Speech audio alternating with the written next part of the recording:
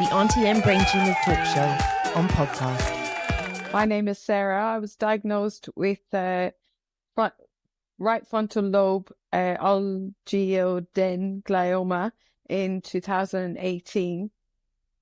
How I was diagnosed was in 2010, I started getting very unwell. I had numerous appointments at the hospital, numerous times I had to go in ambulance. And this was during my stay in Australia. Now, because I was young, I was healthy, I was extremely fit, they misdiagnosed me on so many occasions. They put it down to anxiety, to depression. Unfortunately, the brain was the very, very last thing for them to even think about, because overall, generally, every test they did was coming back normal. So I was starting to feel that maybe I was depressed, that maybe I did have mental health issues. So I ended up leaving Australia in 2010 because I was starting to feel extremely unwell. And then I ended up coming home. During these times, I experienced so many symptoms such as tremors, anxieties, the strange smells, headaches.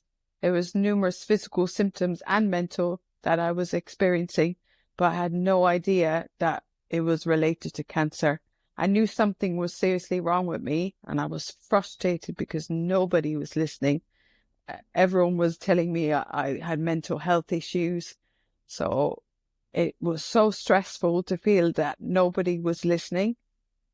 And so what happened then is I did a bit more traveling. I came to London, having 2 children, and my middle daughter, she was about 5 months old, and I just was continuously ill. I looked terrible. My walking used to go randomly. My speech started going. And even with that, I had numerous visits again to the hospital. They never checked the brain. I was told the same stuff I was told in Australia. Mental health, anxiety. I just became so overwhelmed that, wow, yet again, a couple of years later, I was still not being, how can I say it, listened to. So this was obviously so frustrating. I felt like almost I was crazy. So what happened is because I was having the odd seizure, because they're focus seizures, a lot of medical professionals don't understand these type of seizures. So it took me to have a full-blown epileptic seizure in the middle of the night for me to convulse so badly for them they thought that I was having a stroke. So I got rushed to the hospital and I received the MRI, the CT scan, and they did all the other testing, and they finally found the tumour. And I felt relief. Obviously, I was terrified, but I thought, wow, I knew this for so long. Never thought it was cancer, but I knew something was seriously wrong with me, and nobody listened. So it kind of gave me that, I don't know, it was like weight had been lifted, but yeah, I was absolutely terrified. They said straight away, but they wanted to do biopsy or to go in there before they could determine whether or not the tumour or the mass was actually cancerous. So the plan, once I met with the medical, you have a MDT, and they discussed overall my options. They said, go away and think about it. Now, when I came home, for me, the whole idea, they said, you can go on. Oligodendrogliomas are extremely slow growing. So they said, you can wait, but I didn't want to wait. For me, I felt like it was a ticking time bomb. And obviously, it could have been there for a very long time. So I didn't want to wait anymore. I had 2 young children at the time. I thought I will be so depressed. I will have so much anxiety if I have to sit at home knowing that this is in my head. So that's when I opted to have the surgery. I had a awake craniotomy on the 5th of June the same year. Unfortunately, they couldn't remove all of her. So they said in the meantime, what they would do is continue to monitor and to see if she was going to change, because gliomas tend to often jump grades. And because mine was grade 2, they were concerned that if it did eventually grow, that it would jump to the next stage. So into, where are we? 22, through the scans, they were able to see that she was getting fat, basically. It wasn't spreading, but she was starting to build up. So at this point, obviously we had COVID. All my appointments with my neurologist were through online. So he felt that my options were either surgery, radiotherapy, and chemo together. He was so amazing. He said, I can see by looking at you, and our connection is different now because it's not face to face.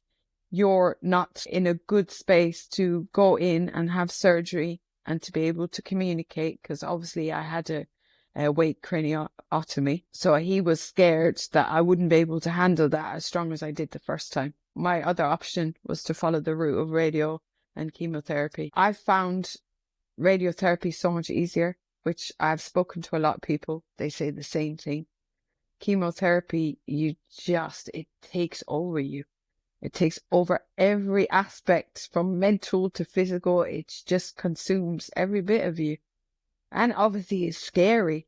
My oncologist said to me, look, before we fill these forms and you sign everything, I'm going to inform you that I'm going to poison you. I laughed. I thought, wow, but that helped me, because obviously being Irish, we tend to use sense of humor for everything. But he was right. He was going to give me poison. So this, in a way, was like, okay, yeah, he understands what he's doing. He understands the seriousness. And also, I know what it is, whether I accepted it or not at that time. I knew how serious it was to go through all of that. My mum, she came from Ireland, and she spent the whole year of radiotherapy and chemo, because I did the 6 weeks of radiotherapy, and then I went on to do 4 rounds of chemotherapy. They tell you it's stable and you should feel good, but you're thinking, wow, but it's still there. Why can't you just tell me it's gone? I ended up getting diagnosed with FND. It's called functional neurological disorder. And what happens with that is the brain starts to mimic any symptoms in regards to my epilepsy, and it's causing me to have seizures, but they're actually not seizures. They're basically mimicking each other. So that was really hard for me, because they're both the same symptoms. So I struggled, but through that, I was able to see I need help. I need therapy. I need to be given the skills to be able to deal with what I've been through.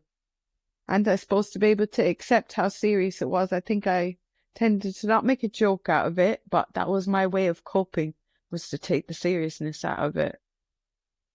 So then I reached out. I ended up back at the neurology in Queen Square. And when they diagnosed me, they said, okay, let's do a 6-month course where you will be able to do physiotherapy, CBT, occupational therapy. They blended each other because each one had different way of dealing with me. It took me a long time, because I did have CBT after surgery, but he was not medically trained enough in regards to the brain tumor aspect, and him being able to differentiate between normal everyday stuff to actually living with the health condition. I was fortunate. Everyone was connected. My neurologist was connected to my oncologist, my seizure specialist. He's also connected. So they're all under one roof, and they all recommended each other. So they already had that bond. So I felt so safe. I knew I was in good hands. I think that I wished I had someone who was in the same boat as me, even if it wasn't the same tumor, just to have somebody around me who understood. It is extremely stressful to explain to family, to talk about it without feeling guilty. I suffered a lot with guilt. I didn't want to offload. I didn't like sharing. And this whole need that someone needed to take care of me, because I'm very independent. I hated that. I didn't want no one to look after me. So to speak with somebody else who was going through what I was going through definitely would have made a difference at that point. I finally ended up going to Macmillan, and they were amazing. And online, there's so many groups now, so many different types of groups. I've met people, we're still connected, we still talk. And that is really, really, really helpful. I've come across a lot of different people. Obviously, with my epilepsy, I got to meet a lot of people through that. They didn't have cancer, but they were suffering from the other side. So that was able to help me. I've met very, very strong people. I met a woman who had epilepsy and had all this brain injury stuff, but she is a rock climber. So in the hospital, she was trying to find stuff to help her to climb, and she's doing press-ups on the floor, and I'm like, wow, I can't even walk to the bathroom. She was pulling herself out of bed to do press-ups. They wanted me to be bedridden, and my walking, I was unsafe. And I used to just fight, like, no, I tried to sneak to the toilet myself.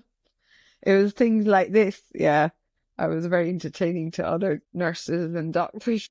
You know what I found really helpful is drawing.